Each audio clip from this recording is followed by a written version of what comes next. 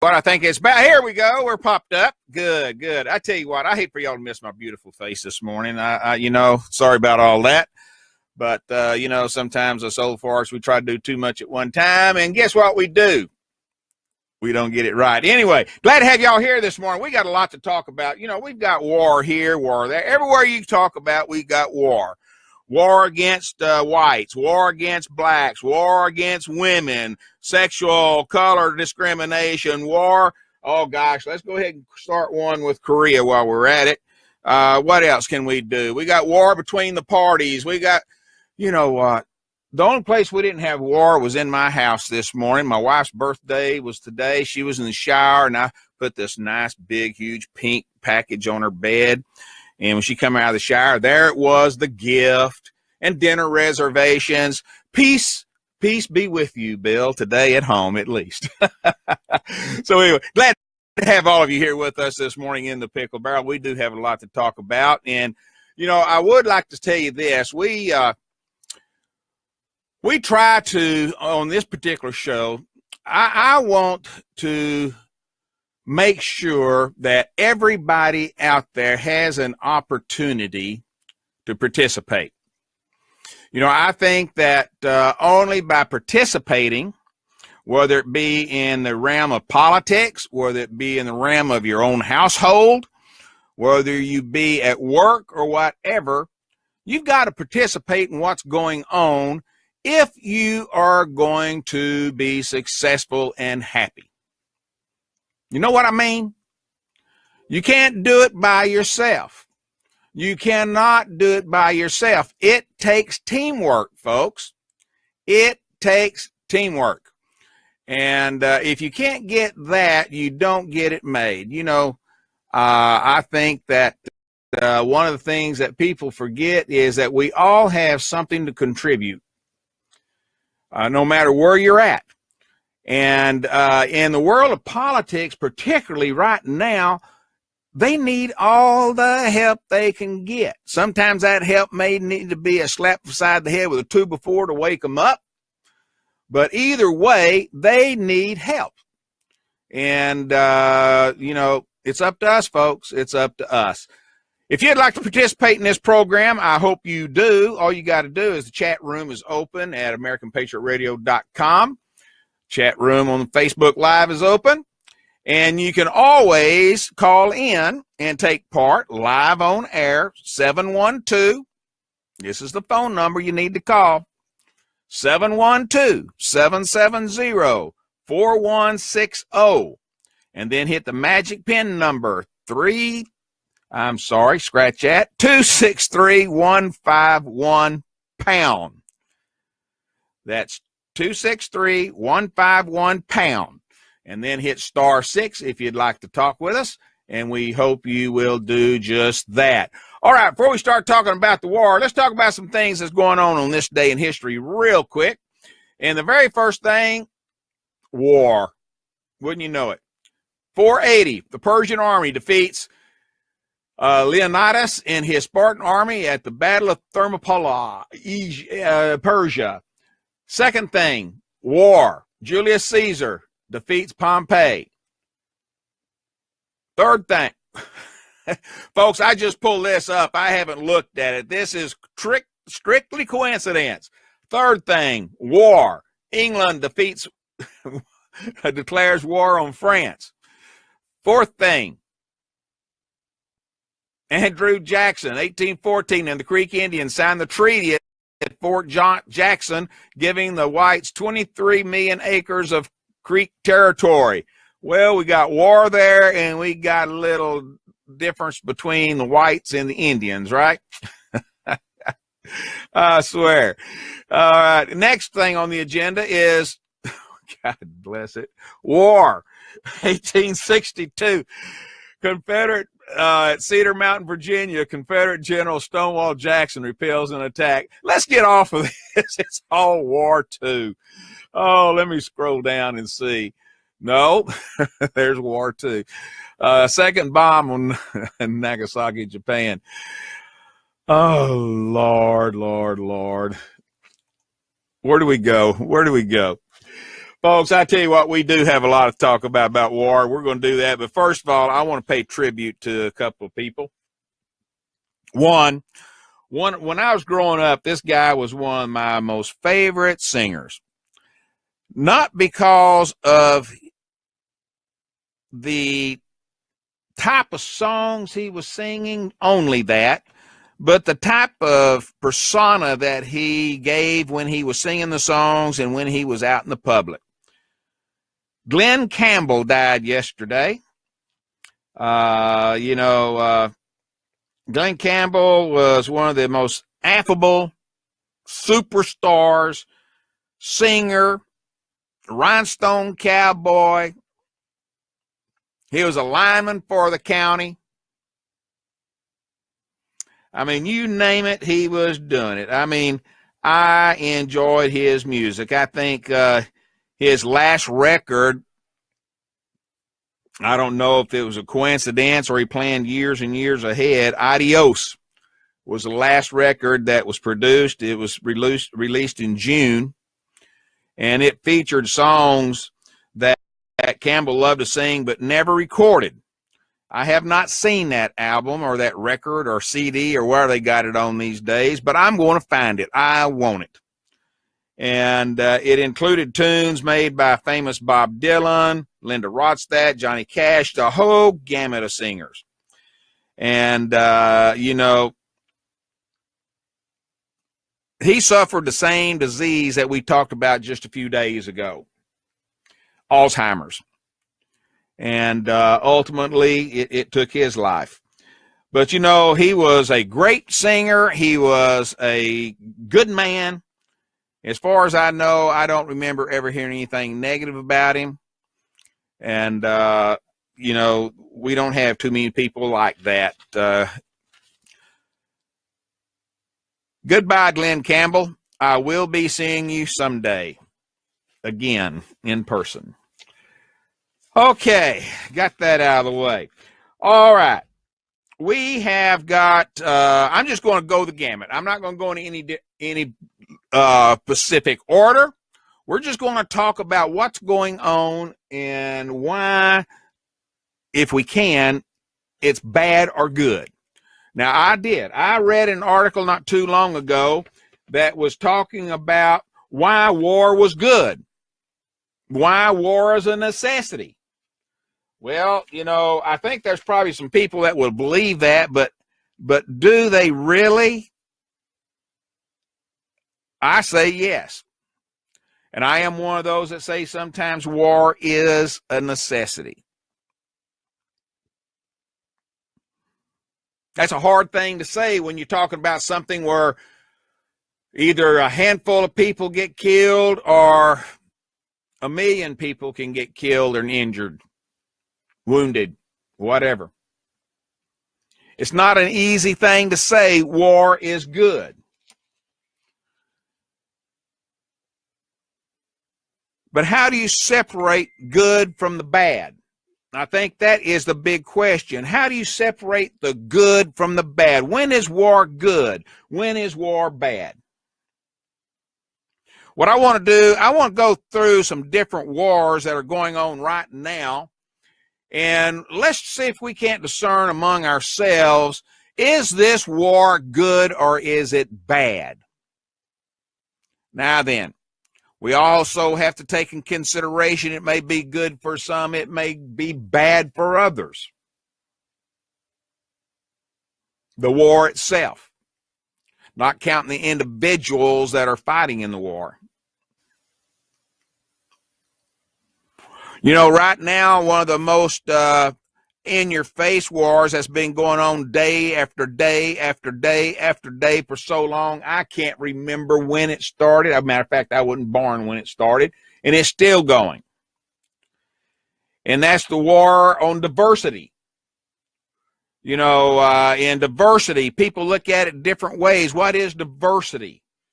Some say, well, it's having the right number of women working in the workplace. Women have the same opportunity as men, having the same salaries. Others say that diversity means the difference between and this is racial diversity I'm speaking of now, having enough African Americans or blacks, whatever word you use to describe the darker race in our country, whether or not we have enough for the poor. When I say the poor, I'm talking about the jobs available for the working illiterate.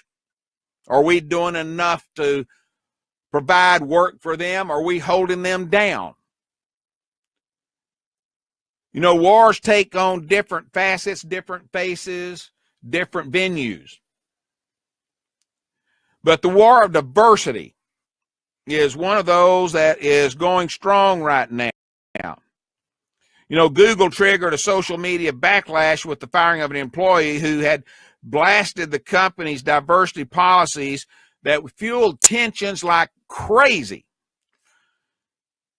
You know, the dismissal of James Damore, a Google engineer, came after he wrote a 10-page manifesto criticizing that he deemed a left-leaning culture at Alphabet Inc.'s web division he said ignores the differences between the sexes. In an email confirming his firing, he said currently exploring all possible legal remedies. Every day you can pick up the paper and find where there's somebody suing somebody because they felt like they were singled out or they were discriminated against because of their sex, their color, their quote-unquote war with sexual identification. You know, every blasted day, every single day, we hear stories about these type of things going on. Now then, we have laws. We have laws out the wazoo that's supposed to cover these type of things. However, it appears like sometimes these laws are not working. You know, I have to say that I am ignorant to this story, this situation, because I never faced it. Not because I'm a man, but because I worked in companies that obviously did not have this problem my entire life. Now, being a Southern boy from Texas and now South Carolina for the last 17 years, you'd say, well, how is that possible? Well, I guess what I can tell you is it is possible. I worked in the office where there were 9 women and 2 men, me being one of the men. I had indoor and outdoor salesmen. I was the branch manager and executive VP of the company at the time.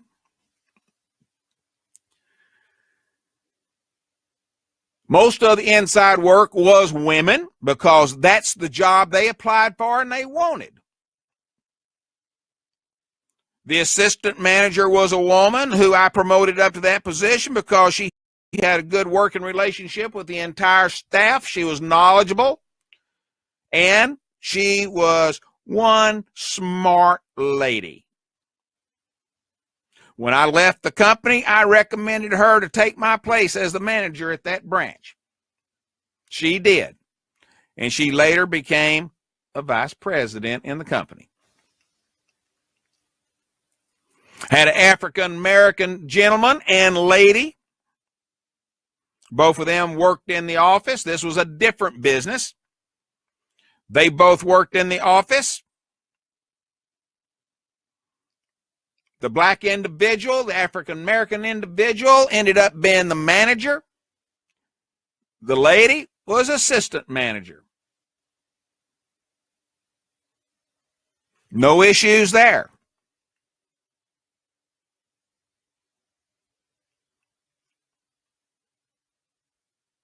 So why do we have these issues? I need some help, folks. I want to know, why do we continue to have these issues when it comes to workplace diversity?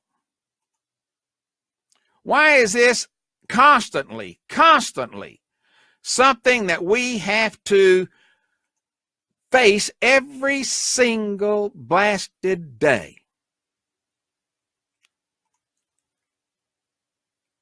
Do you think just possibly, now I'm just stabbing at it here, do you think just possibly people want it to be a problem?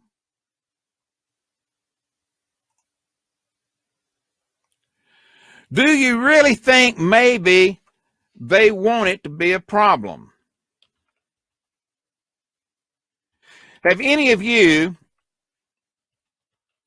ever faced one of these issues?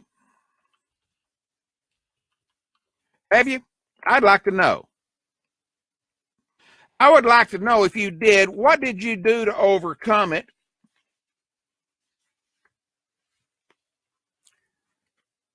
And what type of issue it really was, whether it was salary, the male-female issue, or whatever it was. I want to know. Because I, for one, really find that this is one that we should long be past. I know it's not. I know it's not.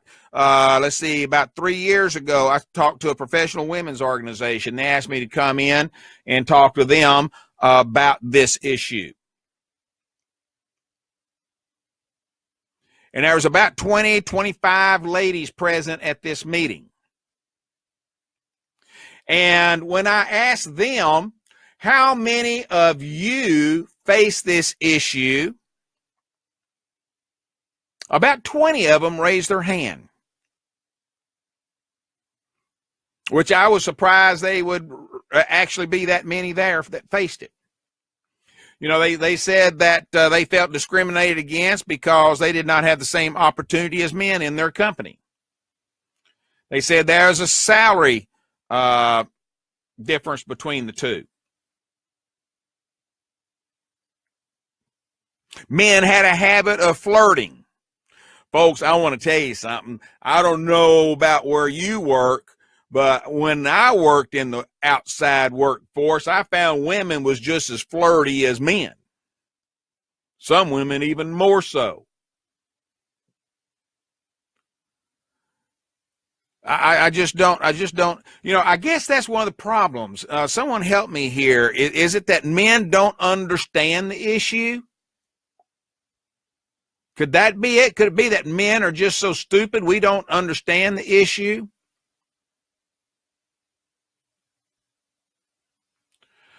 You know, I personally believe, thank you, Candy, that's exactly where I was going. I think that, to me, I think the issues lie more between what's in between the people's ears, whether it be men or women. Today, I can guarantee you, I can walk into any business in downtown Florence and surrounding areas and find just as many women who own their own stores, their own businesses, as there are men. As I'm sitting here right now,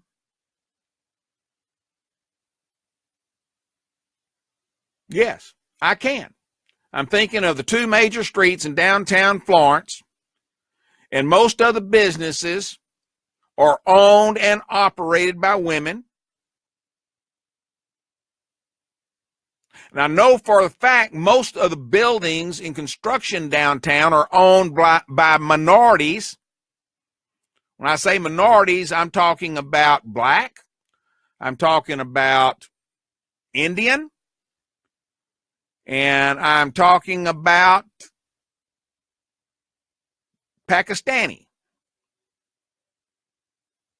Over half the business property owned in the downtown district of Florence is owned by what we would classify as minorities. Some of them are larger businesses, some of them are small. But guess what? They're doing very darn well with their companies. So there's an argument right there that that's not true.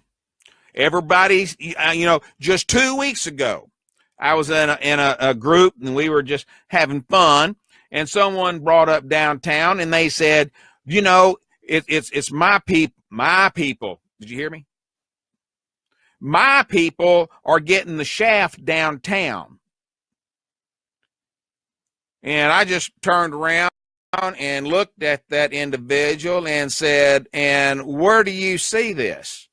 And he started talking about it and everything. Well, he shouldn't have done that because he brought it up in public. And I said, well, who owns this store? And I was going right down my memory down each street. Who owns this store? Who owns this shop? Who owns this restaurant? Who owns this candy shop? Who owns this restaurant? And I said, now then, let's go to this other street. And he said, well, that's not what I mean. I said, well, what do you mean?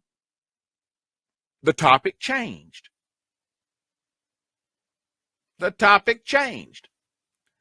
So, folks, I tell you, I hate to harp on this, but and tired of hearing the diversity issue as far as racial diversity goes as being a hang-up. I can walk through so many different parts of town, so many parts of Columbia, so many parts of Myrtle Beach, and see that, even in local government,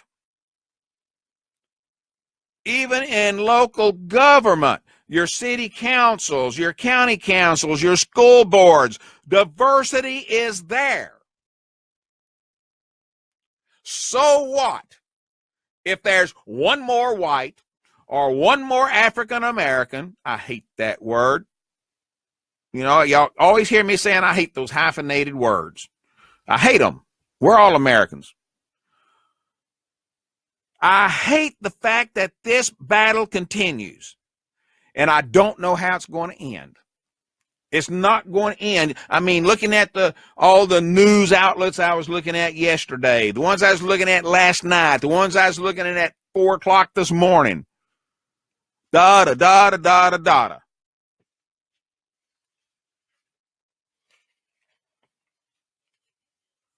Makes me mad. So I'm interested for someone to send me some tips on how we can shut this thing up.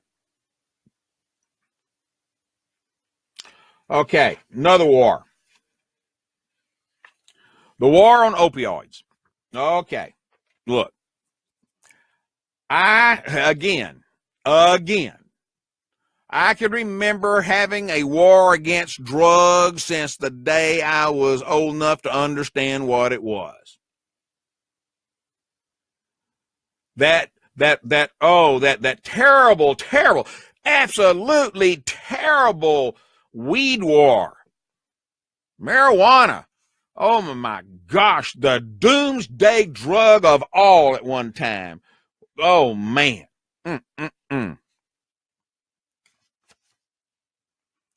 Well, none of us are perfect. And I've admitted several times, I tried it. After all, I mean, my gosh. I was back when I had a fro and a beard, my beard, my bell bottoms, my polyester shirts. Oh, man, I was styling. Platform shoes. Yeah.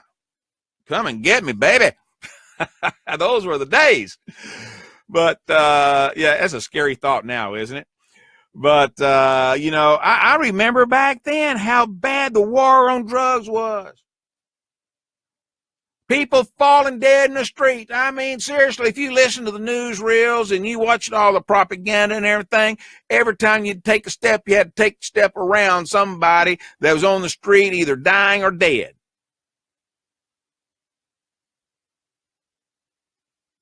Life still goes on. Trump emphasized tough law enforcement in a comment yesterday about the war on the opioid epidemic. he talked about how we need to step up the law enforcement to combat this national opioid problem. Well,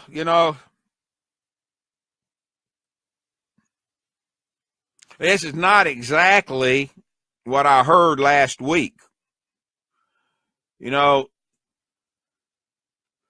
Last week, I remember there was a release about a special commission he appointed to address abuse. Strong enforcement, he said, law enforcement is absolutely vital in having a drug-free society, he told reporters yesterday. He said he has talked or listened to the front warriors on this battle with opioid epidemic. And he says, I'm confident that by working with our healthcare and law enforcement experts, we will fight this deadly epidemic and the United States will win. He also cast blame. Of course, it's all the previous president's fault. Well, Obama could say the same thing then about the previous president. Bush could say the same thing about his predecessor. He could say the same thing about his predecessor, and right on down the line.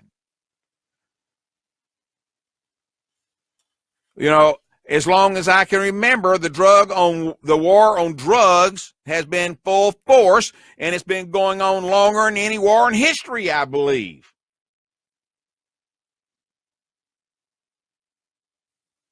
Except maybe, no, I'm not going to get into overseas.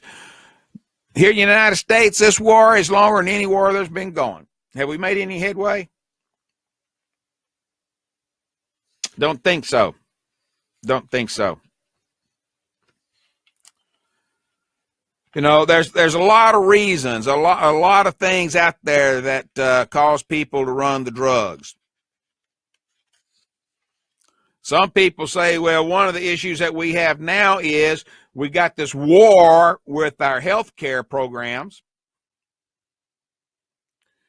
And how are we going to have a war and provide the health care that's needed if we're fighting a war to cut the health care programs?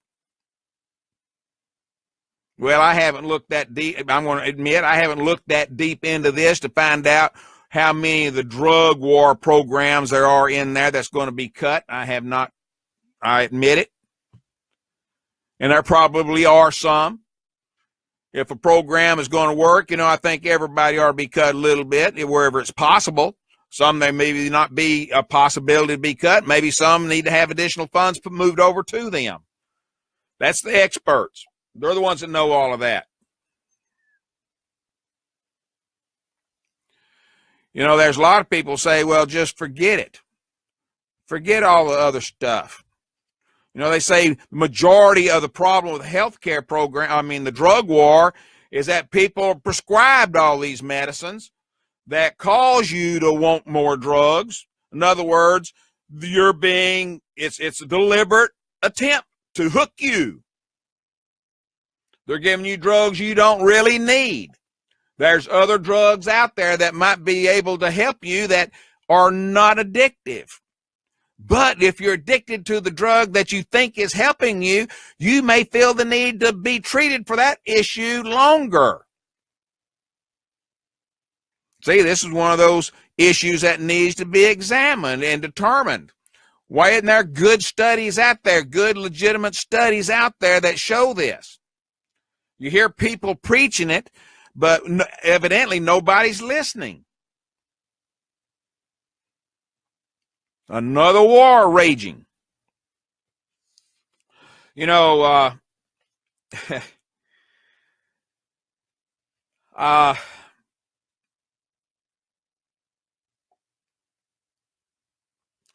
Jersey governor, we know who that is, right? Chris Christie? Recommended last week that Trump declare a national emergency, but its report emphasized medical solutions, not law enforcement. Well, I got to tell you, personally, I think it's going to take both. It's going to take law enforcement, and it's going to take medical solutions, because Well, let's face it. We got a ton of people out there, millions of people that are addicted.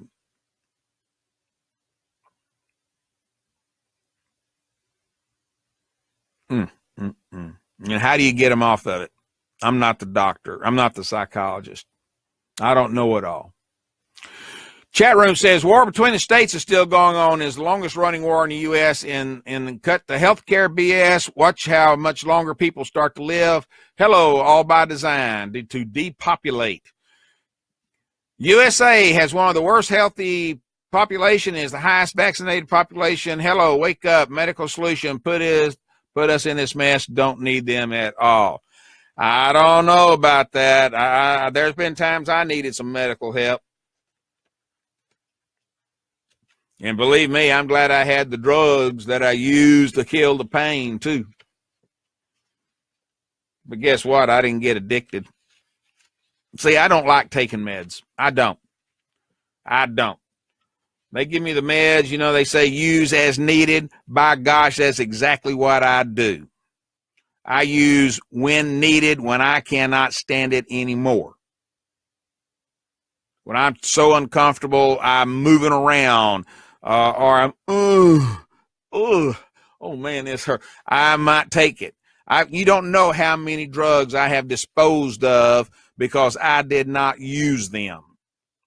I used what I needed, as needed, and the rest were gotten rid of. Matter of fact, I think there's probably some in my cabinet right now that I need to go check out and make sure. And, you know, I bet you there's some in there right now I need to get rid of.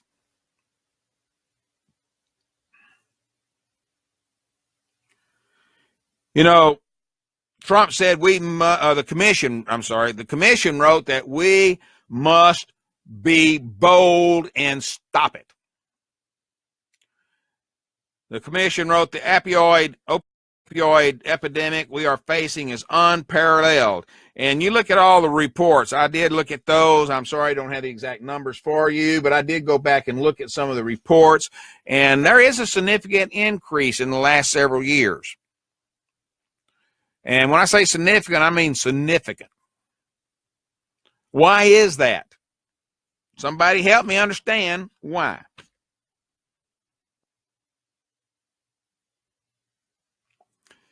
You know, they say, well, congratulations, Chuck. Congratulations. Big anniversary. Thank you, sir. Chuck says, 5 years today. 5 years today. Sober. Wonderful. You know, one thing about Trump's announcement that got me, he's talking about was going to have to do this, going to have to do that. But he declined the report's recommendation about a national emergency. Now then, we know how bad this epidemic is. And I'm not sure what all it takes to declare a national emergency. You know, it is an emergency. It is stretched nationwide. But is this something that is particularly that our government needs to be dictating and running? Or is this something that the state governments and local governments, local hospitals, you and me personally should be taking on?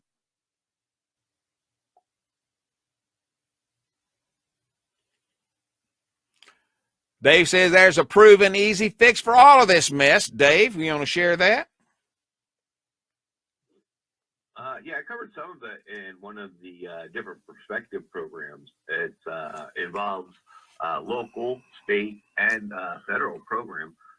It's called LEAP, L-E-A-P. Excellent program. Excellent program. Enforcement. Yep. Yeah, it's backed by law enforcement. And what that is that particular program has been used in other countries around the globe that had this same issue. It's fantastic. It's It's already been proven. Success rate is 100%, folks. You're not going to find that anywhere else in any other kind of statistical reports. And the basics of it is legalize everything. That's what it comes down to. Everything is legal. The difference is, and it's the treatments, like your, you got all these different centers and stuff for addiction treatment, so on and so forth. It is regulated, it is controlled, and it's free. It gets the people that are addicted off this mess. All right? Trust me, people who are in this don't really want to be in it. Yes, they have psychological issues. Yes, there was a reason or some way, somehow they got addicted to begin with in this mess.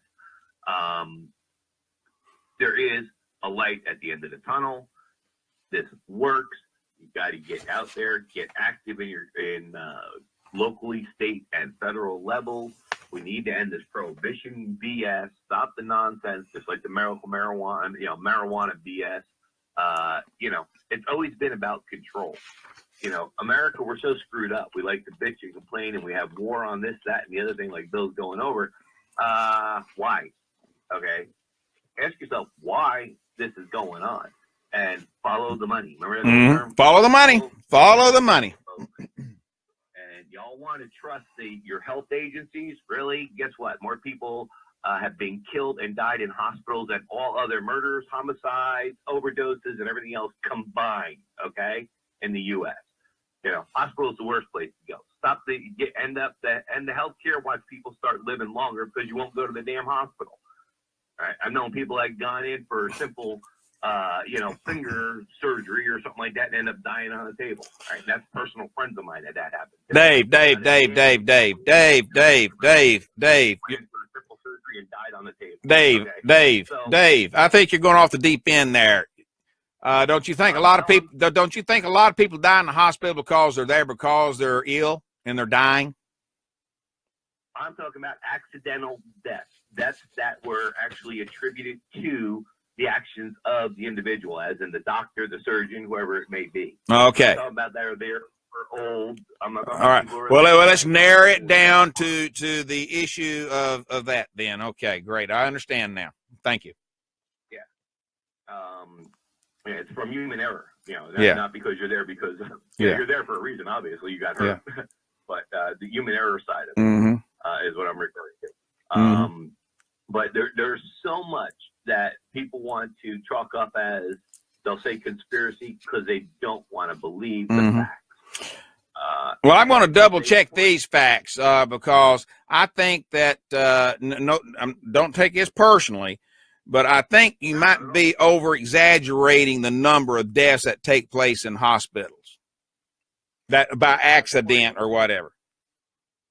According to the last report I saw, which wasn't that long ago, matter of fact, it was covered on mainstream media. When they started this war on the opioid is when I saw the last numbers, because they were trying to compare opioid addictions and the death rates there. And there was a comparison chart put up, and the highest death category fell under hospitals, and it exceeded all the other possibilities of death. That's murder, suicide, homicide, they added up all the other numbers, and it doesn't even come close to those who have died in hospitals. All right, and again, I want you to differentiate here, Dave, and tell me exactly which ones. I'm going to do some research myself, and I want you to share with me and everybody else exactly the type of deaths you're including in your analogy here. It was just a chart that went up on the news, so I don't know what they included in all those numbers. Oh, I got the information. It was due to not the actual injury. These are non-injury related deaths. Okay. Non-treat. Oh, here we go. Here we go. Surgery, but you check in the hospital and end up with MRSA or okay, or one of these other. Does that kill you? Because you went to the hospital. All right. So I'm going to try to summarize here real quick. Non-injury illness initially brought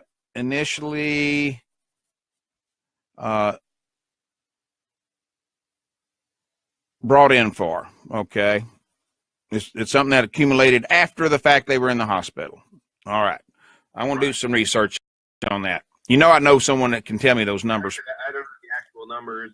Neil put in national emergency definition, a situation beyond the ordinary, which threatens the health or safety of citizens and which cannot be properly addressed by the USA other than law. 60% of Americans die in acute care hospitals, 20% in nursing homes. But sick people go to the hospital, so it kind of makes logical sense. How did we get so far off the road? These weeds are getting tall. Yeah. Well, I tell you, what happened was with that was overprescribed and everything else. First of all, you have these healthcare professionals, and big pharma is drug pushers. Okay, they're protected by law. You can't sue them directly. All these other things. There's so many protections when it comes to big pharma.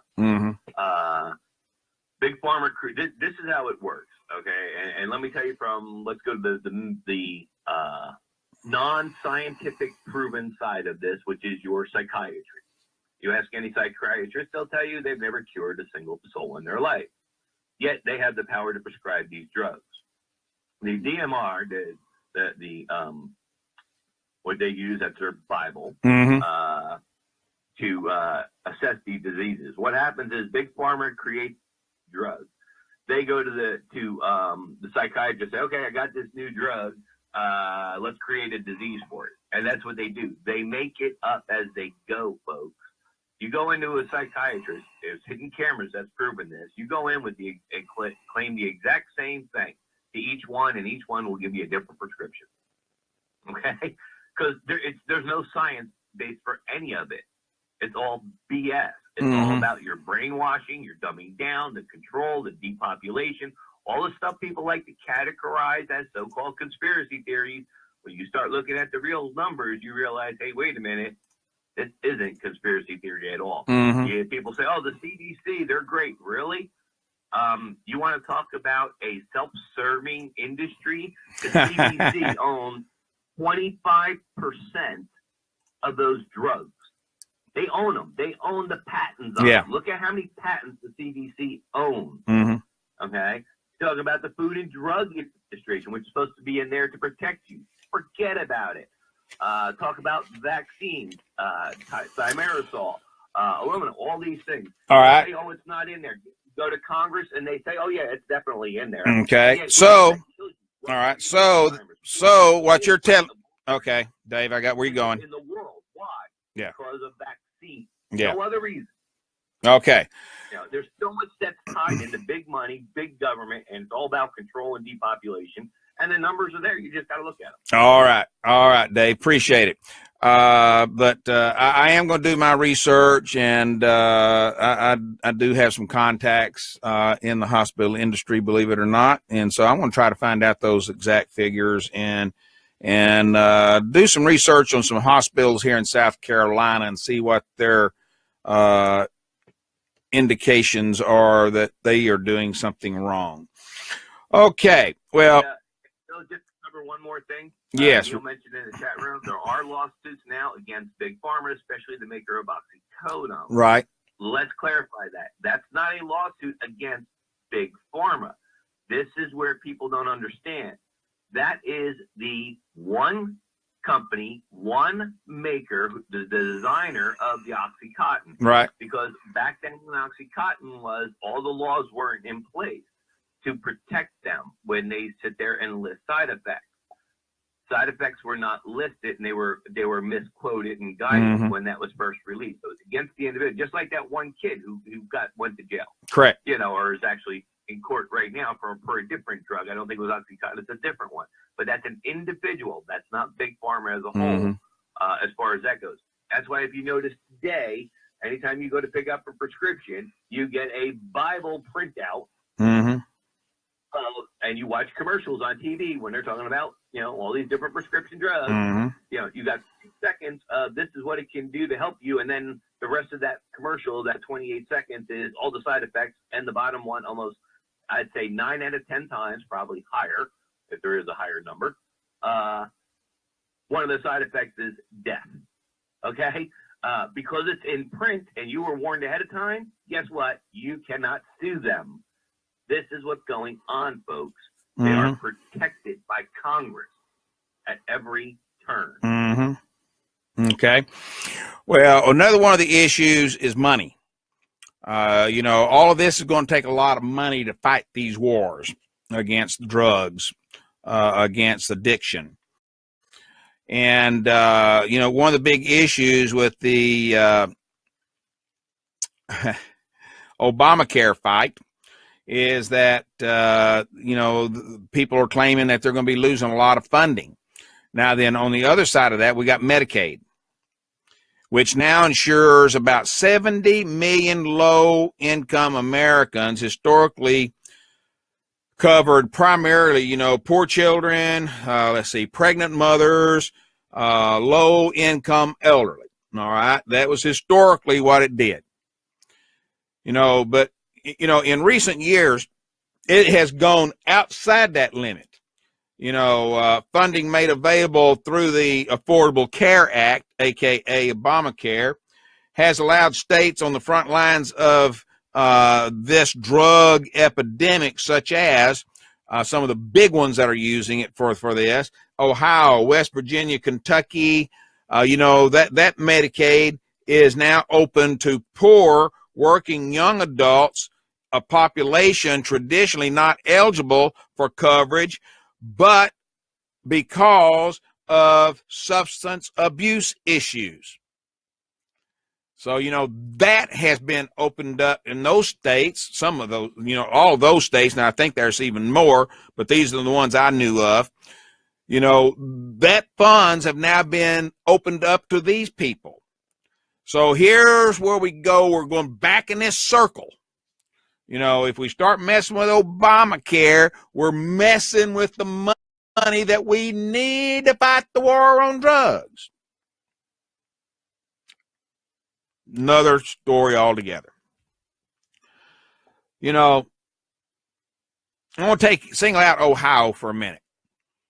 Based on what I've read, and I've double checked it, triple checked it, matter of fact, they say that more than a third of the approximately 700,000 people who enrolled on Medicaid after expansion began in 2014 reported some type of drug or alcohol dependence, and the majority did not previously have any health insurance at all. One of the big issues. One of the big issues. So that war is not over. That war will continue. Oh, Lordy, Lordy, Lordy. Okay. Oh, let's see here. Trump. All right, let's talk about a couple of things he's brought up in the last few days that is a war in itself.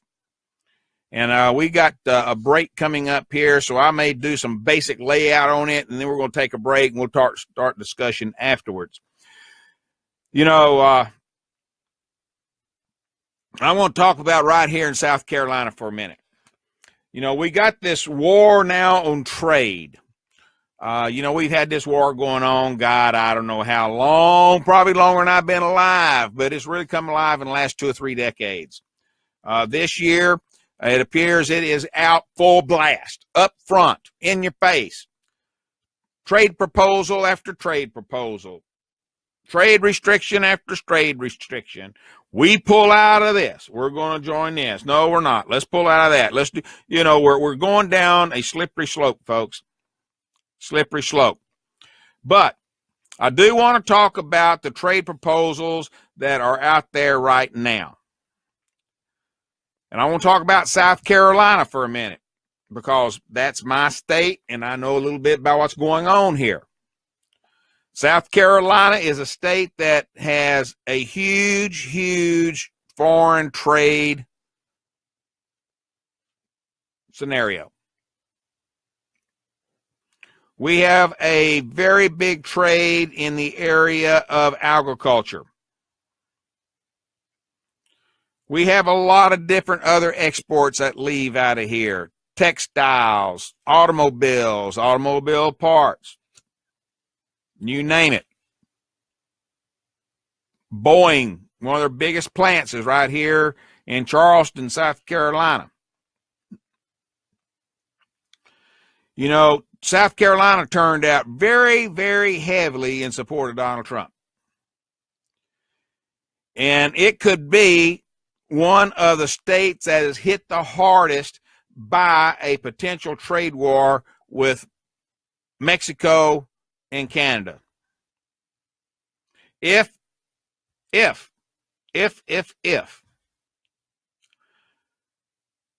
President Trump succeeds in a push to renegotiate the North American Free Trade Agreement.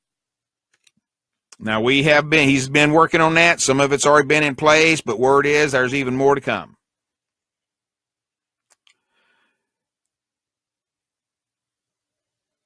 %20 tax on Mexican goods entering the United States. That is one option being laid out.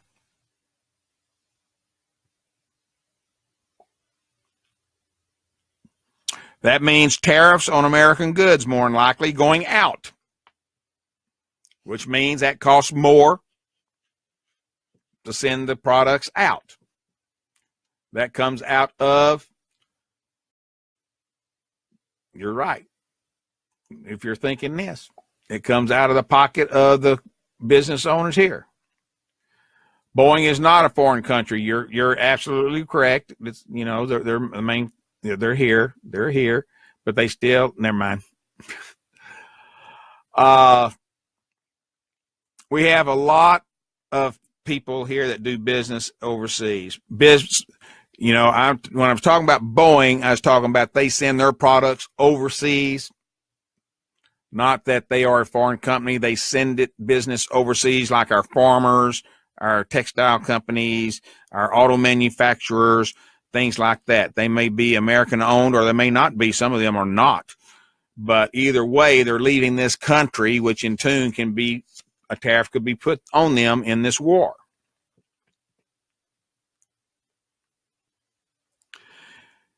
This war would damage South Carolina's growing business with Mexico and Canada. In the last 10 years, our products going out to these two countries has had an 83% in the last 10 years to over $6 billion just in 2015, equaled 1/5 of all the state's exported goods. That battle could hurt us.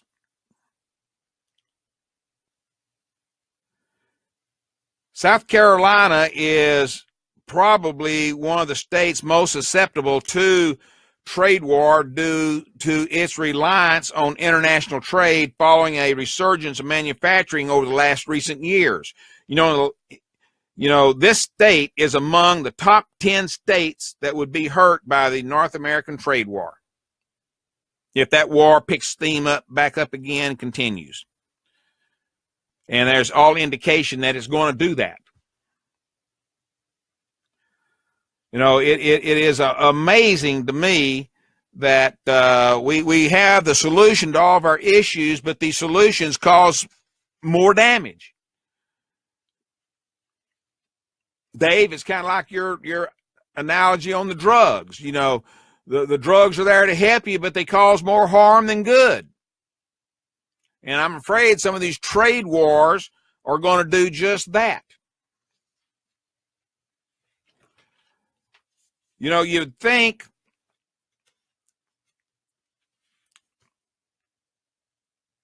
NAFTA, I'm going to go back to NAFTA.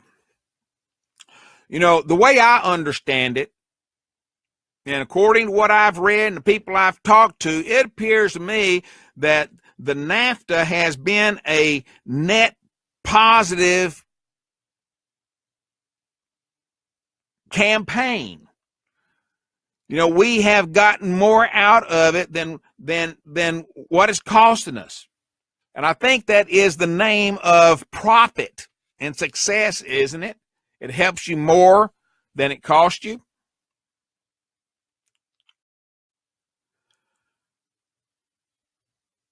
Now then, they talk about, well, if we kept it in state, if we kept the employment in state, if we did the manufacturing here, and folks, this goes nationwide, okay? This goes nationwide. They say in different reports I've read, and you've seen them too, and you've heard the news stories, well, if we had more of this stuff made at home, we'd have better employment. Yes, it would produce jobs. Yes, it would.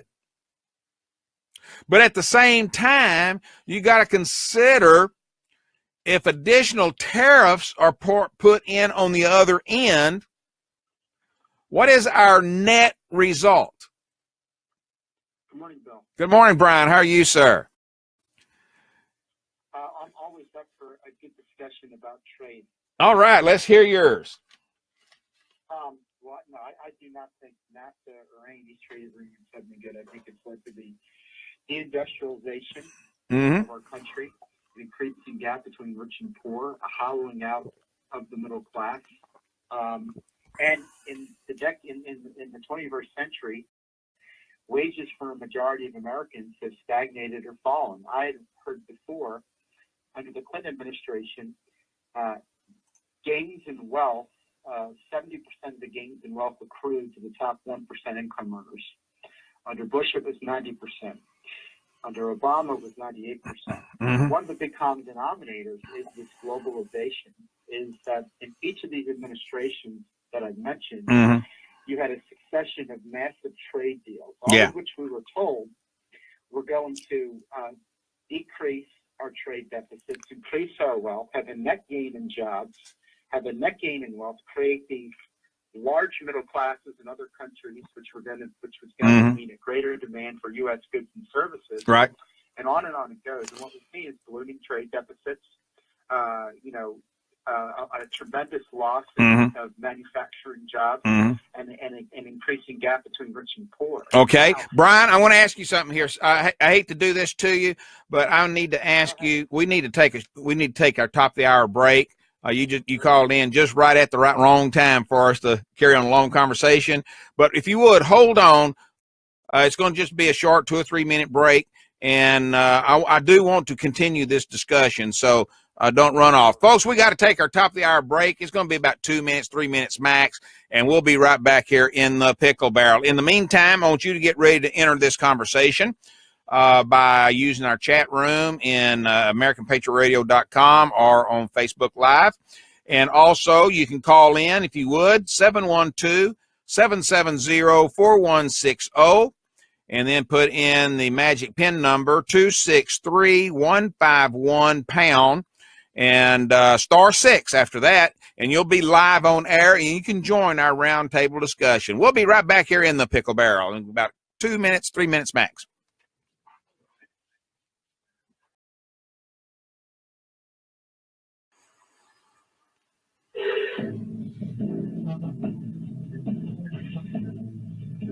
Welcome back. You're in the Pickle Barrel with Bill Pickle.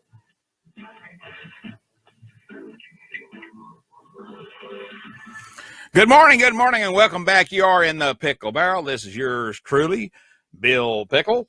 Uncle Bill, grumpy old fart. You know, I've got several nicknames out there. Just use every one you want to use, and just be sure it's a nice one. You know, I don't want no 4-letter ones, you know. But anyway, welcome back in the Pickle Barrel. Glad to have you. We got Brian from Pennsylvania online right now. We're talking about the trade wars a little bit. And if you'd like to take part in that, please feel free to do so. If you want to call in and join the roundtable discussion, the number is 712-770-4160. And the PIN number is 263151#. You can get in the queue there and just listen. And then when you get ready, you can hit *6 and you can join the conversation. And feel free to do so. We'd like to hear varying opinions. Brian, sorry to cut you off like that, my friend, but we were right at the top of the hour, and I hope you're doing well today.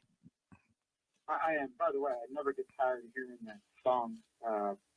I'm not sure if that's like Dave's voice or if that's like Barry Manilow or something. That's a classic. Yeah, I would say it was mine, but I wish I could just find the. I wish I could just find the music and get his permission. I'd like to sing it myself. I love that song myself. It sounds a little different, though, I think. I don't think I'll ever get tired of hearing that. All right, so you definitely have some opinions on the trade war, right? Yeah. Well, first off, I'm glad that you said trade war, because we should realize we're in a war. With respect to trade, we shouldn't act like if we, do something and implement tariffs in a trade war, because we're already in one.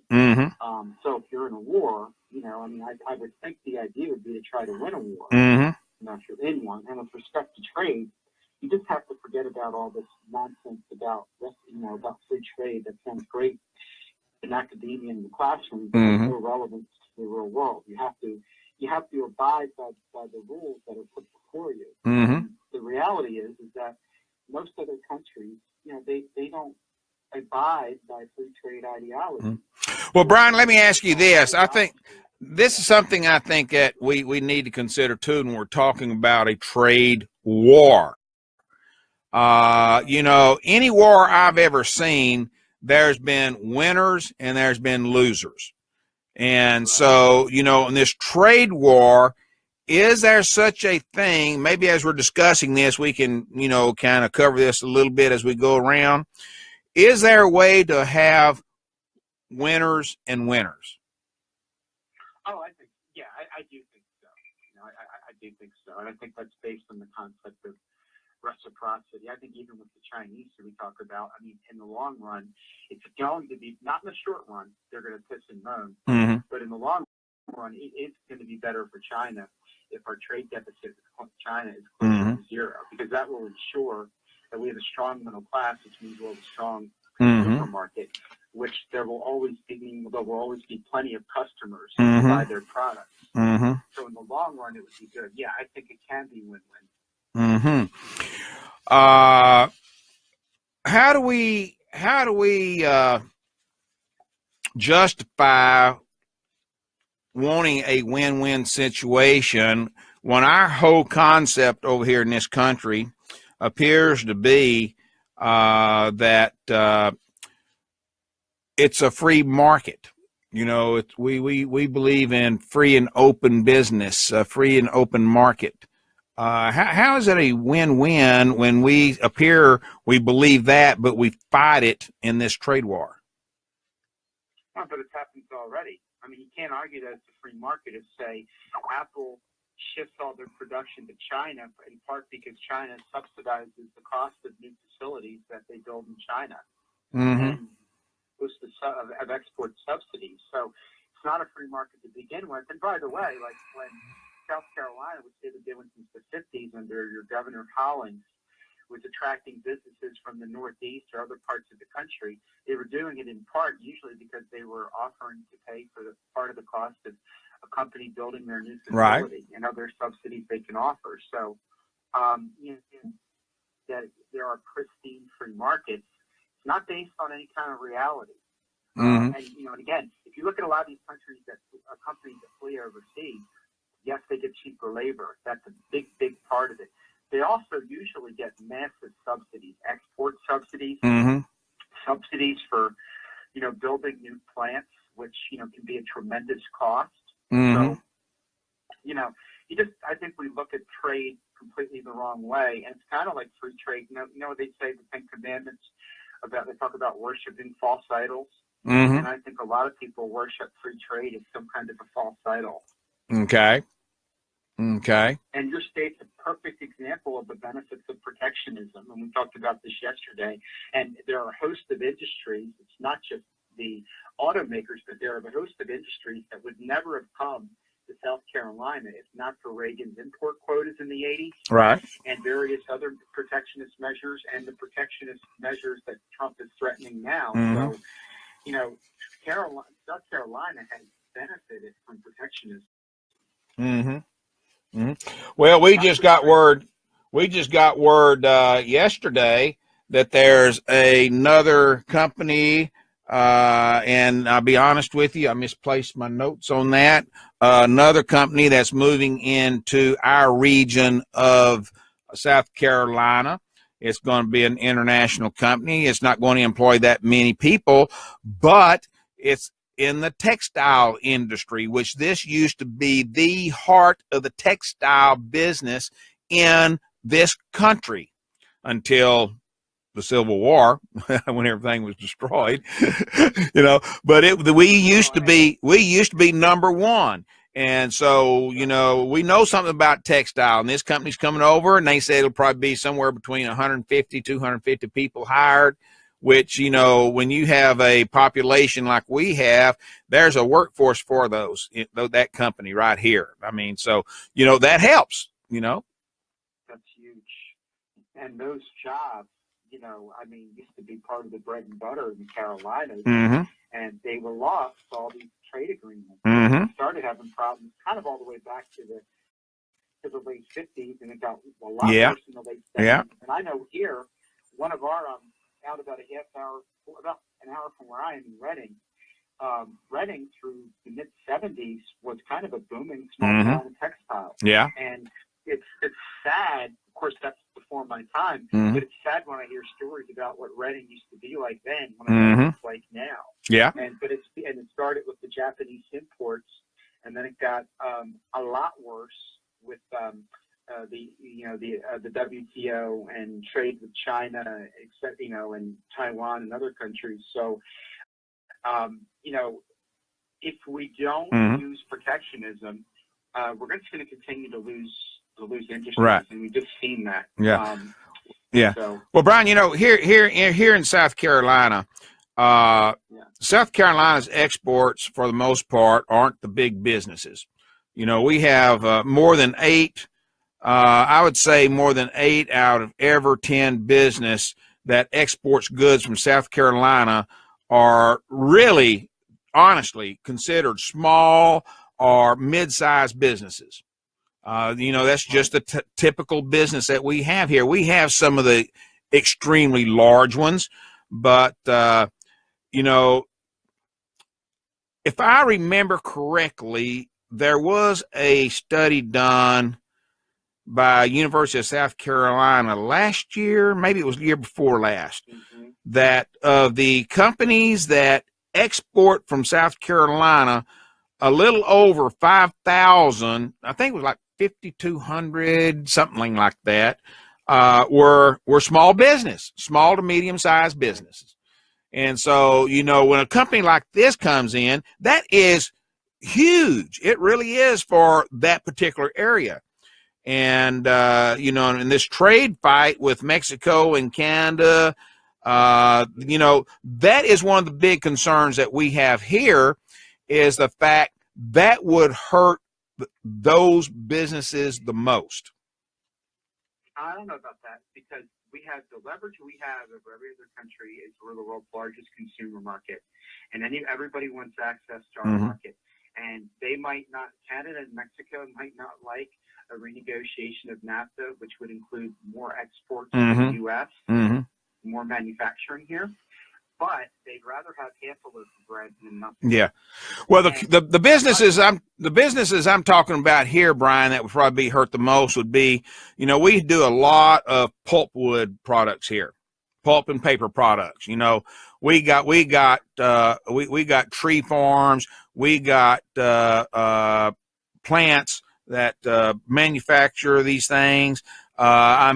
Scattered all over the state.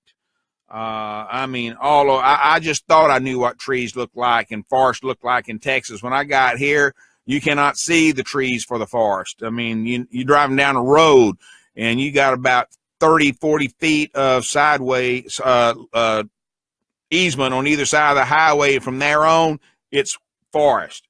And so these are the ones that are going to hurt, and textiles, rubber, pulp, and paper products.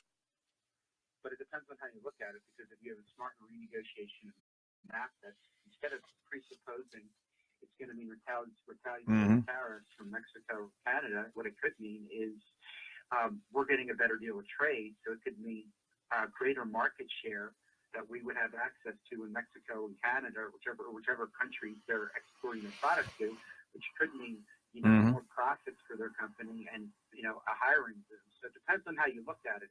If you look at the pessimistic way that whatever we do, the other countries are going to do in kind, then yeah, you're going to have a problem. But if you look at it a different way, which is that we have the ultimate weapon, which is the world's largest consumer market, and every other country in the world needs access to the market.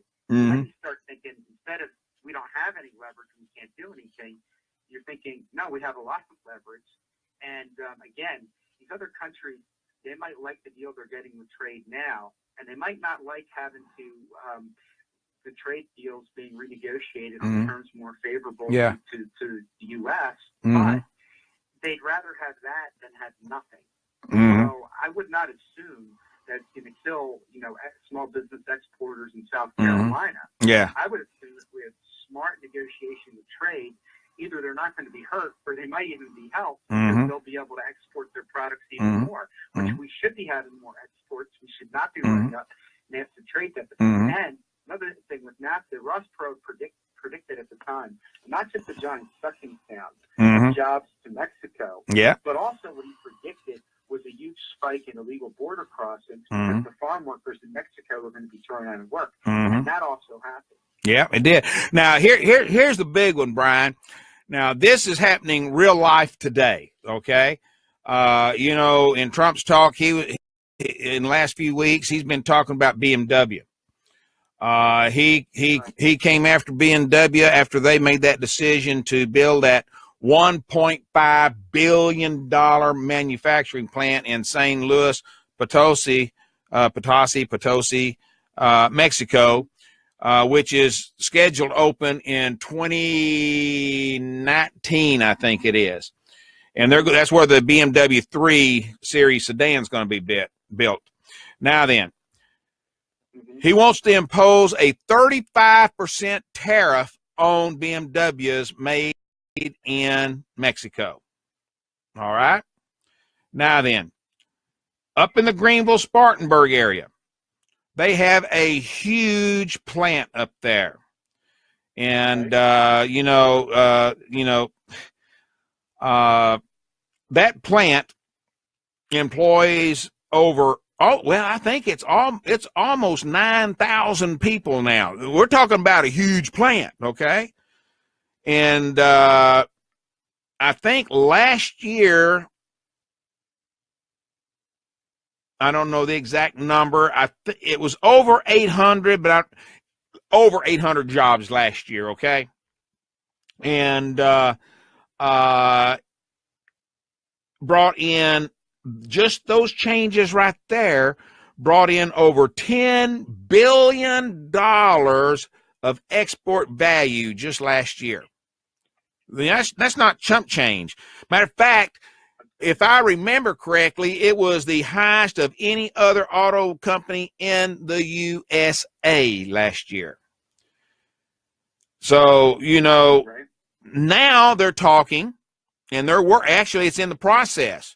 They are putting in another $1 billion into that plant. And they want to start building that new BMW X7 there. And it goes in production late next year, I believe it's 2018. So you see, these things, and they have professed. Matter of fact, just the other day, I did see them on an interview. They said even despite all this, they're still committed to building this plant, finishing this plant, and building that car here. But we're going to have to reassess future growth in other areas. Well, that's talk. Well, it may be talk, but you know what? It's kind of like throwing gasoline on a fire. You throw enough of it, sooner or later, one of those things are going to spark. Well, the way I look at it is it's an empty threat, because what's BMW going to do? BMW is going to be a highly successful, profitable company. They need access to the world's largest consumer market. Look, are you going to tell me in the 80s, when the big three nearly went under and Reagan imposed the import quotas on Toyota and Honda and Mercedes and BMW, that the Japanese and West German automakers were thrilled about that? I'm sure. Yeah. They made all kinds of threats. Yeah. But what could they do? Because if they're going to be profitable. Right. So they can talk a big game about reassessing future investment in the United States if Trump puts a tariff on cars that they're making from Mexico. But in the end, I'm telling you, there's really not a whole hell of a lot they can do. No, and I'm not saying that they're going to pull their companies out. Brian, I'm not saying they're going to pull their companies out or anything like that. It's just that when they start having these wars, you know, there's one big factor that comes into play, and it's got to be made up somewhere, somehow. The almighty dollar. And, you know, so, you know, that's the bottom line. That's why they're where they are right now. And that's why they'll be where they're going to be tomorrow and the next day and the next day. It's all about the dollar. Now, will they continue their growth here? Or will they maintain their status quo? Or will they do the growth or put that growth somewhere else? You know, I would love to see 8,000, 9,000 people keep their jobs forever. But I would hope the economy and the trade that they do would benefit adding 2, 3, maybe 8,000 more down the road instead of those 8,000 going somewhere else. You know what I mean? We have future people that need jobs too. But I'm looking at it differently. They're not going to be able to create any jobs anywhere. They can't get access to a market. That's true. So I'm telling you, we have the biggest weapon, the world's largest consumer market. So it's not a question of, I mean, look, assuming Trump stays in power, gets another 4 years, so you have a president committed to U.S. manufacturing and willing to impose protectionism. Assuming those things hold true, companies, if they want, you know, look, they're either going to grow in the United States, or they're not going to grow at all. But it's like, if they can't sell their product here without making it here, I mean, without prohibitive tariffs, then they're just going to make their product here. So it's not a question. It's not like they can pick and choose. They can't pick and choose. They can talk about how, well, if Trump's going to be like this, we're going to relook at our investment. That's just talk. There's nothing they can do. Yeah. Now, if you want to look at it like from an art of the deal point of view, and a way to work this thing out, what Trump could do is say, all right, look, you've already committed to this plant in Mexico. It was committed before it came into power. So they could work out some kind of a deal where, okay, the next plant you're going to build and the next major capital investment will be done in the U.S. So that's kind of the art of the deal compromise. Oh, yeah. And all of that stuff is things that we will never know about until manufacturing or the building starts. You know, that's just the way it goes. And that's part of that behind, like you said, that's that art of the deal behind the scenes stuff that the rest of us in the real world never get to see. And which, go ahead. I was going to say, so there's a way to work that out, which is just for some assurances from BMW and a concrete plan. Okay, look, we're on board. We hear what you're saying, but we committed to this plant years ago. It's going to cost us a lot of money. But here's what we want to do: is we want to have good relationships with you, the president of the United States. So the next plant we're going to build, which will cost X billions of dollars and create X thousands of jobs, we will promise you will be here in the United States. And any new plants we create in the foreseeable future will be here in the U.S. That's the arrangement we work out. Okay. Let me say hello to Al and Michael and Facebook. Glad y'all joined us this morning, as always. All right, let's move this over. And Brian, you're more than welcome to stay in here because we're going to change it to a different war. This is a day of wars. North Korea. Yeah, please do. One final comment is I really believe that the issue of trade is more important than the healthcare tax reform. And the good news is Trump can do a lot of this unilaterally. So it doesn't matter how many roadblocks Congress wants to put up. The you have a lot of executive power, always have, to remedy trade grievances. So if Trump really continues to stay committed on this issue and works and works and works, we'll create lots and lots of jobs, and it will help our economy a whole hell of a lot, regardless of whether or not we get tax reform or healthcare reform in the near future. You know, it's you know, I think that what it's going to take, and a lot of people don't have it, is patience and understanding of what's going on and why it's happening. And I think that's one thing that we have a lot of people that have no capacity for, and that's patience and understanding. Okay, North Korea. You know, fire and fury like has never been seen on this earth before. Well, it's going to be hard to believe we're going to do something bigger than Nagasaki and you know, that was a pretty big boom, wasn't it? So what fire and fury are we talking about? Or is this just hype? I'm hoping it's hype, and I'm hoping it's talk. I do too. I'm hoping it's just talk. I don't know how it's going to work out to our favor and disadvantage. And I just kind of feel like if it was really that big of a deal, and there really is this threat that they're going to use nuclear weapons, that, you know, most of the rest of the world would be much more concerned. And they're kind of telling us to chill out a little bit. Yeah. You know, I mean, I don't care what you say about China and leveraging and such.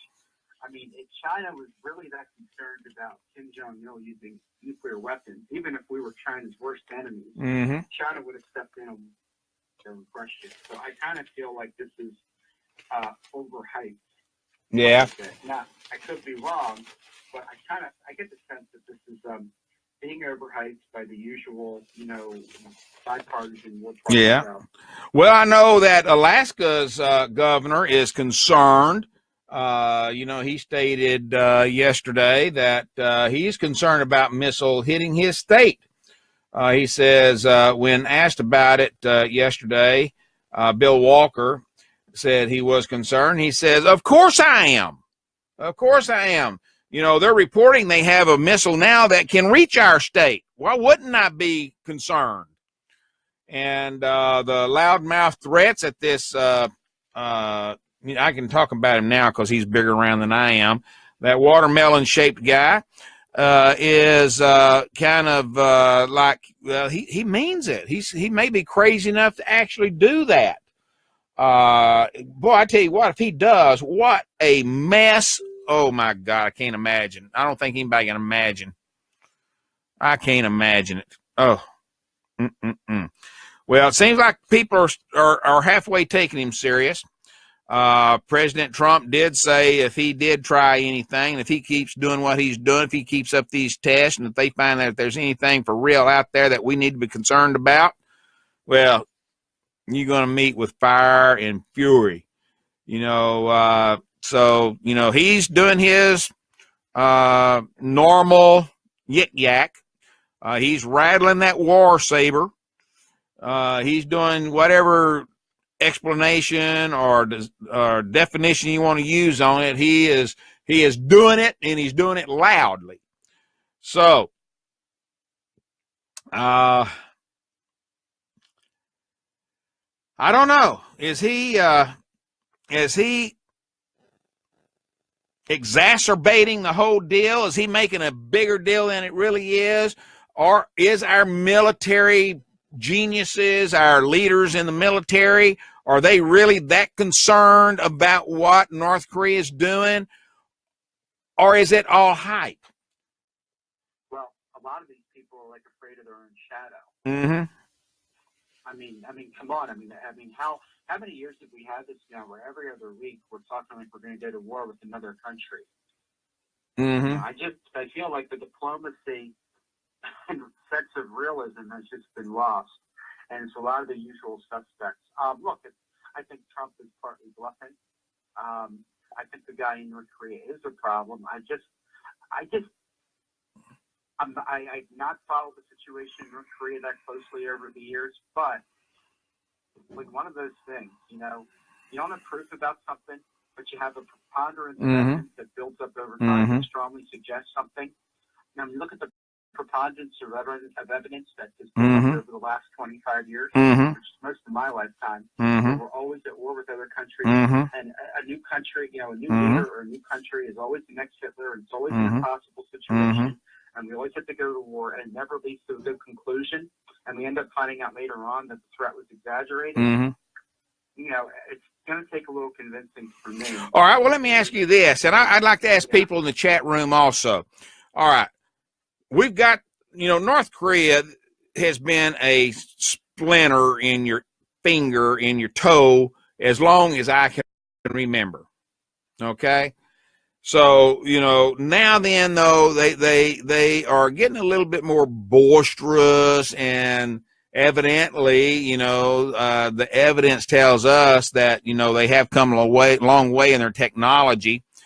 So let's just assume this is a reality, that they have the ability to do what they say they can do.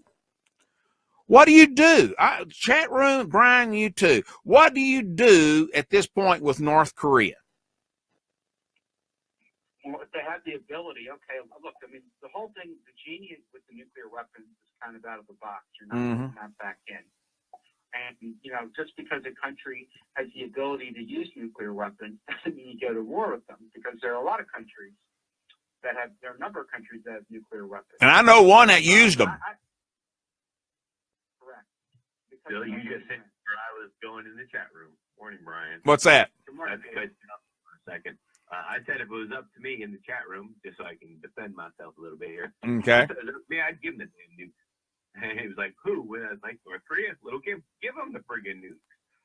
Look at history, folks. Give everybody on the damn planet a nuke. Why do we don't let other countries that are smaller, or maybe more of a little bit of a dictatorship or something like that, have nuclear weapons? Because we got the big stick.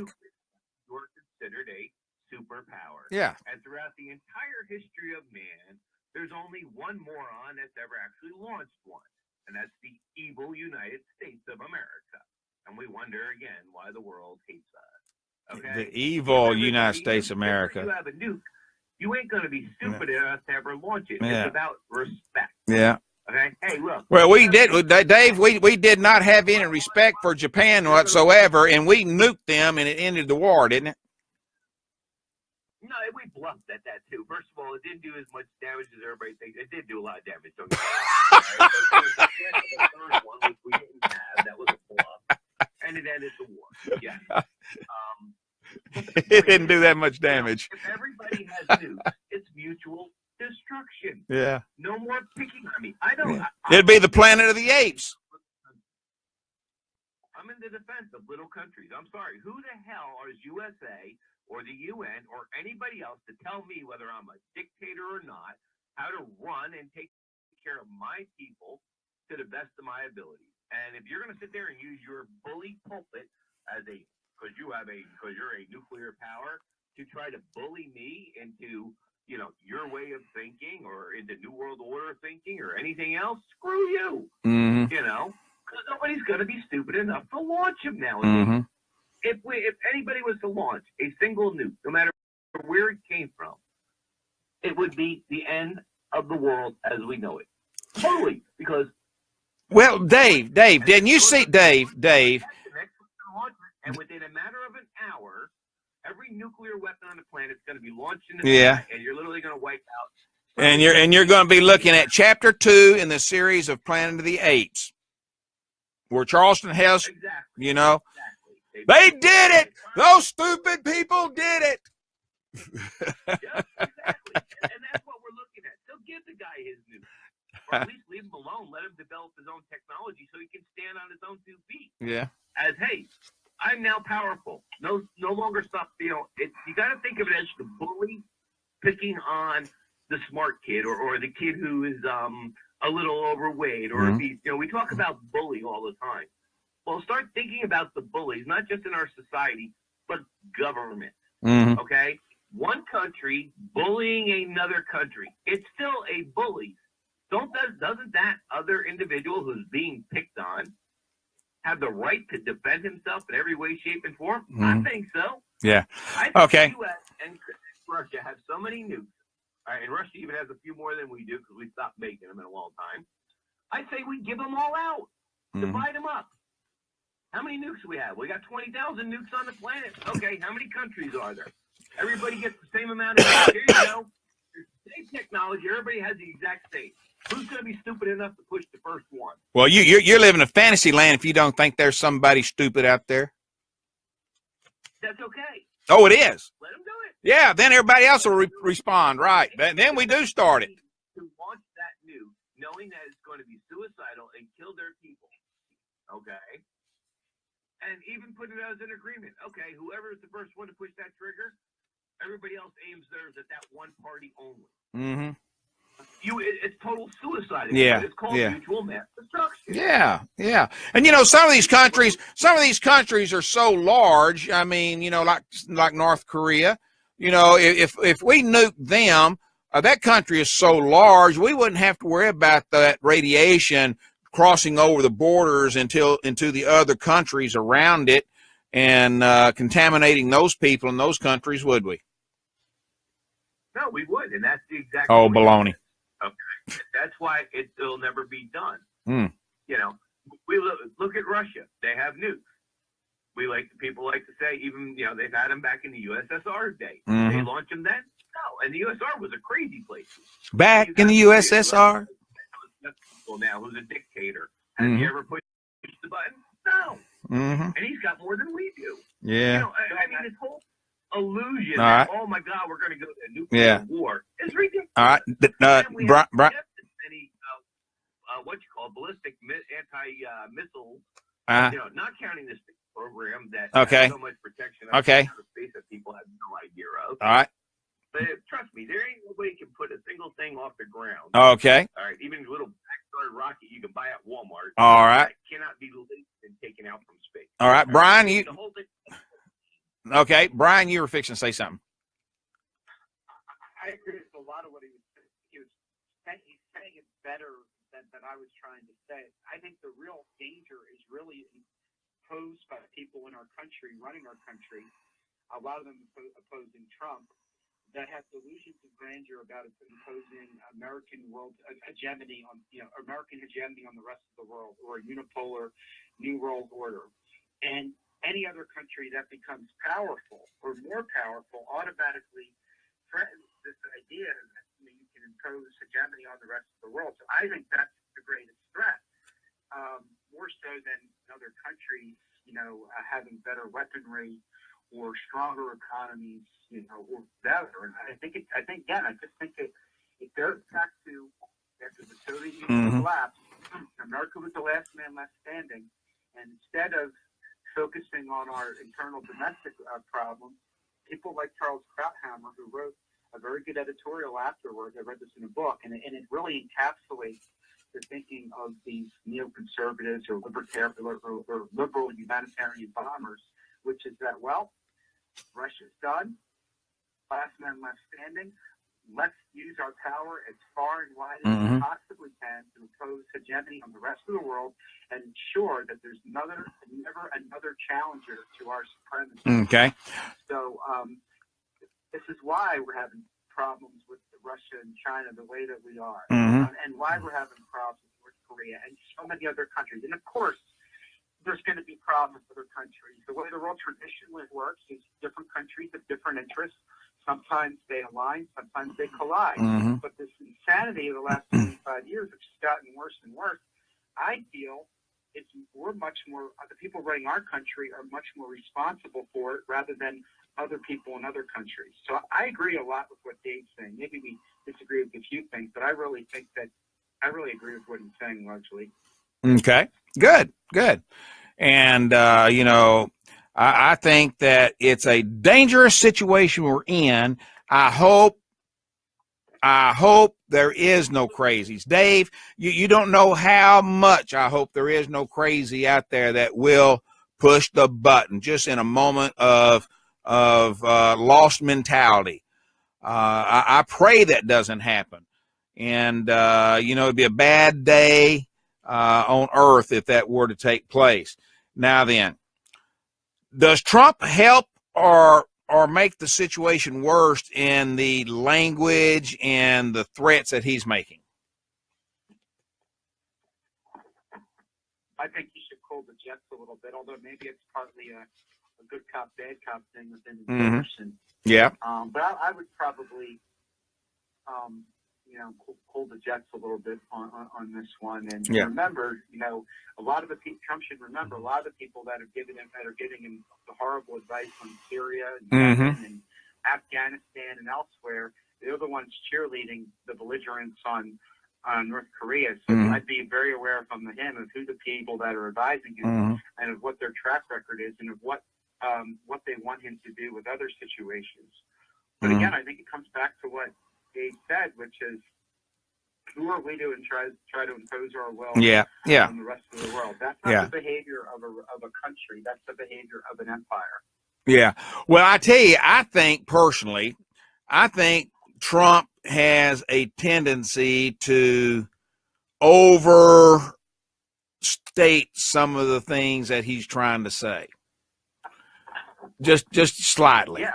Just slightly. Yeah, and I think probably this is one of those cases where he could have cut that message down a little bit and still got the same message across. But he kind of speaks off the cuff quite a bit, if you haven't noticed. And he doesn't. And I guess that he is in a position now, he is trying to put on the facade of being very tough, more tough than he really has to sound like, but he's trying to do that. Neil says, disagree. Think he was told to use those words? You think he was told to use those words? Dave, Brian, y'all agree? Yeah, I don't agree. When it comes to that kind of stuff, when it comes to any kind of wording, when you're talking about another power or another country involved in this, I'm pretty sure every word was specifically chosen for, you know, action, reaction, cause, and effect. It's like he was talking about there in the chat room. Yeah. When you're talking this kind of stuff, words have to be chosen very, very carefully, scripted, and, you know, again, it's understanding the human thought pattern, understanding human behavior, action, reaction, cause, and effect. You know, you got to know exactly how to push without pushing too far, how to threaten without that threat, you know. Okay, let's say that's true. Let's say that's true. How about North Korea's response to continue strengthening its nuclear arsenal and threatened thousands-fold revenge against the U.S.? I don't blame them. I would do the same thing. Think of it as the bully. Remember, the bullies on the planet, and has been since our inception, has been more or less almost from our inception, the USA. Let's face it, folks, the white man's history, the history of the colony all the way through, has been death and destruction everywhere we go. It's been about, you know, conquering and taking over nations. Dave, do you hate America? Dave, do you hate America? Hell yeah. Okay. I see it for what it is.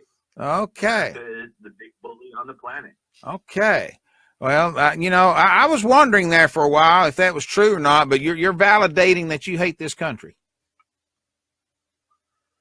I hate any bully, no matter who it is. What in the hell are you doing living here?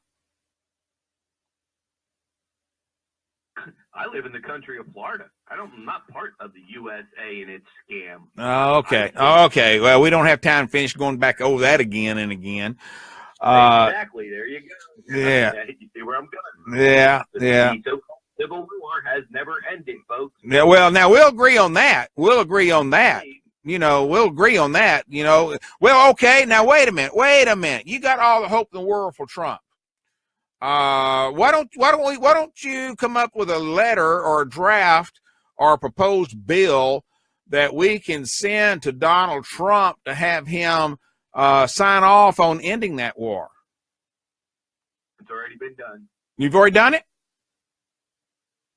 I told you there's a whole group of people that the public isn't aware of that has personal contact with the president. Yeah. And that letter's already been sent. Before he even was elected, Okay. there was a step-by-step plan that was placed in front of him to get rid of the national debt, to bring back U.S. notes, and the Federal Reserve, all that. Well, why didn't he do this during the first 100 days? That would have been a simple. That would have been a simple thing to do. He could have done that in the first 100 days. Just sign that letter. Nope, there's got to be things that's got to be put in place. The American people aren't ready. You know, I hate to use the expression, you're not ready for the truth. Okay, if it was just come out and sign it and say, okay, now you're all free. Well, what's that mean? You know, people have not been educated to deal with that situation. Okay. People don't. You have to be spoon-fed. It took generations to get here. If you were to, pull the Band-Aid like I prefer to do, and let the cards fall where they fall and let the dust settle, other people are smarter than me when it comes to that, and they're saying, no, we need to spoon-feed things under control, and take this temperature down slowly. Frog in the boiling water there. We need to start taking the temperature down slowly. And see what happens. The world, as far as the world governments go, there's a lot more players here than people even realize. We only ever hear about the top 3, 4, 5. All right, Dave. Okay. All right, you answered my question. And we're running short on time, and we got another guest here also. But and I'm not trying to cut you off because I know we're going to have this we're going to have this discussion again in the future, near future, I'm sure. But there is an issue there. I understand that more than you want to admit that I understand. And I agree with you in probably 90% of what you say. But just like anything else, there's that 10% out there that separates one from the other. And I'm clinging on to that 10%, Dave, as long as I can. I still have hope out there, but, it's guarded hope. All right. Is that fair enough? Guarded hope? No, absolutely. Okay. And we should be. Okay. I hate to be, I always hate to be the one that's doom and gloom and this, that, and the other thing. I just want to wake people up. Open your eyes. It's not okay. Kumbaya. Okay. Okay. Situation. There are things going on. All right. There is good news in all this. Yeah. Not just under Trump, but there's several. There's 16 countries right now. All right, that I'm aware of at minimum. There's currently 16 countries that. Remember, I told you Russia ain't the big enemy. Everybody thinks they are. Look at the space program. And it's connected to that. There's 16 countries that are working hand in hand, side by side, and that includes USA and Russia, folks. And they have let it out, and they've even given you the deadline, 2033. It's the race to Mars. Okay, there's a lot more to it, but we have to spoon feed the public. And there are 16 major countries. Some countries people have maybe not even ever heard of or thought of before. They're, the name is, they're not a superpower, right? That are involved in this, and this is a global action. We have that many countries and superpowers working side by side to accomplish a goal. That's a good thing. It is. That's it is the start of world peace. Okay, kind of situation. But the general population on the planet are fighting. And it's not a new world order, world peace per se. It's not your Star Trek, Kumbaya world peace. There are other, players and factors involved. And it's an exciting time. Yeah. By 2033, that's a short way away that we're going to be ready to start. 2033 be here before you know it. Can you believe we're almost 3/4 of the way through 2017 already? Oh yeah. It's unreal. The years are blinking. Unreal. It could be in our lifetime, Bill. All right. We can be okay. Dave, let's give Brian a chance to finish his thoughts. I know that he's working and he may need to go. Oh, he's already left? Yeah, that's why I kept going. Okay. All right. Sorry about that, Brian. Okay. So, all right. Well, folks, as you can see, this topic of war is really a non-ending topic. I mean, look, we just spun off into a different type of war, a different engagement here. And, you know, I, for one, do not believe that will ever be a land without some type of conflict going on. And I think there's various reasons for that. I think that probably just the nature of the our country as a whole. When I say our country, folks, I refer to our country as the Union. Okay, like Dave, I do understand the differences between the United States of America and the state I live in. And folks, people call it our country. You can call it the United States, or you can call it whatever you want to. But if I'm talking about my country state, I'll say South Carolina. But our United States of America is what I refer to more often. So that's my country, even though my tangible, where I eat, drink, poop, drive around, all that is in South Carolina, okay? But anyway, we're not going to be a country without conflict. You know, I don't care which country you're in, you're not without some type of conflict. You can go to the most peaceful country on earth, and they've got some type of conflict going on. It may not be bombs and machine guns or anything like that, but they got conflict. It's just that the bigger you are, the stronger you are, you know, you seem to attract more conflict. And it's a shame we have to laugh at such things as that, but it's true. Okay. Mercy. Where do we go from here? I'm sorry? I have some good news. Let's hear some good news. There we go. Stay tuned. We have an exciting show coming up at 4 o'clock today. Our happy hour at ATR. We have a special guest joining us today. Yes, indeed. D-Rock, you know, that singer. Yeah. We play every once in a while. Yeah. Yeah. He's going to join us live on air. At what time?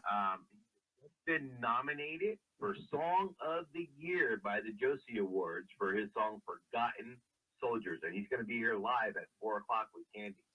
So, yeah, all right. That one. Well, I've got a meeting I'm going to be in. I'm going to try my best to make sure they don't get bogged down in conversation so I can get out and listen to it.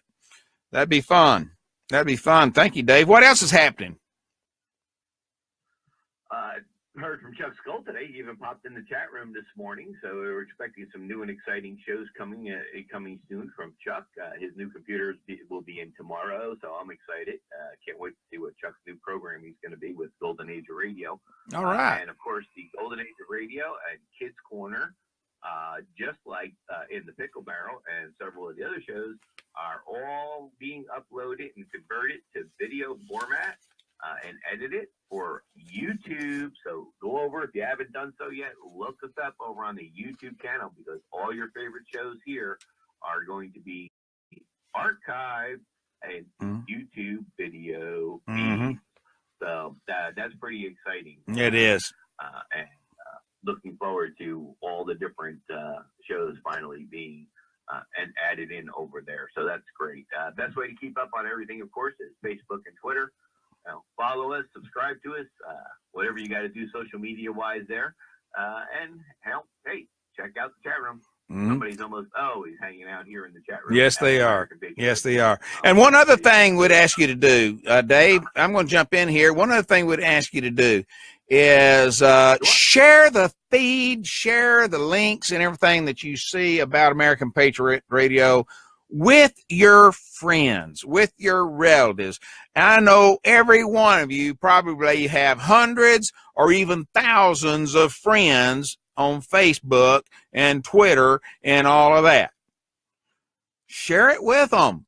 Let them be part of this discussions that we have every day about what's going on in the political world, what's going on in your own personal life, the singing, the psychology, the religious angles. We got all of that. There's something for everybody here in American Patriot Radio. So invite everybody to come over and join us. We'd love that, wouldn't we, Dave?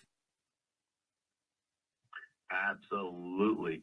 And we don't care what your opinion is, but we would like to know it. And the only way we can know it is if you come and share it with us. And then we might care what it's about, right, Dave? Bring it on. All right. We like it. Okay. If you put up with me, you can put up with anybody. Amen, brother. Amen. Oh, gosh. Tell your lovely wife hello for me. And, folks, we do appreciate you being here this morning and taking part in our discussion. And I know we talked a lot about war and misery and all of that, but, you know, it is something that we're faced with every day. And so, you know, we've got to either correct all these things and get them off the table, or we got to be able to talk about them, at least try to understand them. And I know it's difficult. It is so difficult, but it's not difficult for you to get up and take part in the show every day. And we hope we'll see you back here tomorrow morning at 8 a.m. Eastern Daylight Time. So you can, again, jump in the Pickle Barrel and discuss the issues with us that we will have tomorrow. I wish everybody have a great day. I've got a day full of meetings, and then I got to get ready for a day full of meetings Saturday. And then the next weekend, I've got 2 big days, Saturday and Sunday, all day long. I'll be in meetings. So y'all have a good one, and we'll see you here tomorrow morning. Dave, take her away, sir.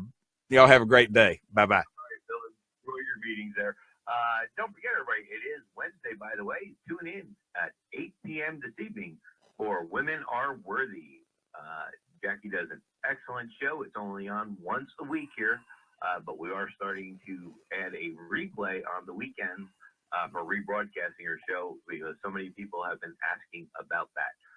So please tune in at 8 p.m. this evening for Women Are Worthy right here on AmericanPatriotRadio.com.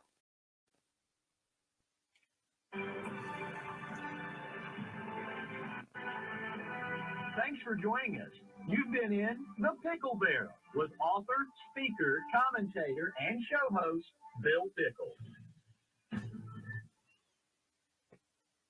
You are listening to American Patriot Radio.